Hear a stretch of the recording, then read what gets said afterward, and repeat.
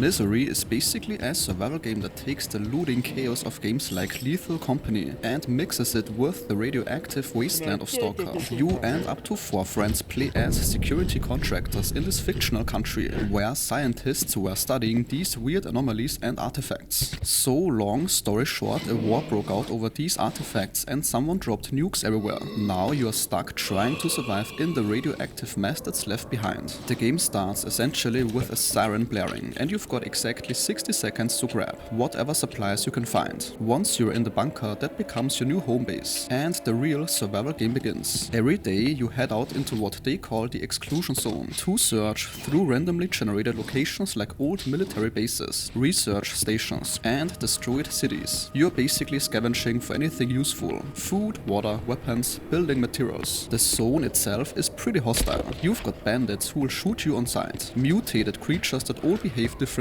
and these anomalies that can either help you or kill you, depending on what they are. Radiation is everywhere too, so you need to watch your exposure. The anomalies are weird environmental hazards that nobody really understands, but they can create these valuable artifacts you can find and then sell. Their catch is you need to actually survive getting to them first. One could argue that the game is taking a bit too much inspiration here from the Stalker games, because yes, it all sounds very similar, but your bunker is where you manage everything between runs. You can expand it room by room, build different stations for crafting and cooking, set up generators, and even start growing your own food. There's also this bar in the basement of the research institute, where you can trade with a merchant and interact with other survivors. You can decorate your bunker with furniture and stuff you find during raids, which sounds minor, but it's part of making the place feel like home. So the actual survival mechanics are pretty detailed. You need to manage hunger, thirst, and radiation sickness, but there's also a sanity system where too much stress makes you start hallucinating. If your mental state gets bad enough, you can even turn hostile toward your own teammates. And the day-night cycle matters a lot because you absolutely need to get back to your bunker before dark. You can find these other survivors in the zone like these little dwarf creatures who you can recruit by giving them vodka. They will follow you around and carry extra supplies, which is useful since inventory space is limited. Death is punishing because you lose whatever you're carrying, so each expedition is a risk and feels rewarding. The developers have a roadmap planned for the next year. They are adding mod support so people can create custom content, expanding the bunker with more furniture and decoration options, and possibly adding a pet system with dogs and cats. There's talk of a helicopter you can assemble as a long-term goal, character customization with different skins, and new game modes including a hardcore mode. And that sentence concludes today's video. If your time was respected, a like or comment is very much appreciated.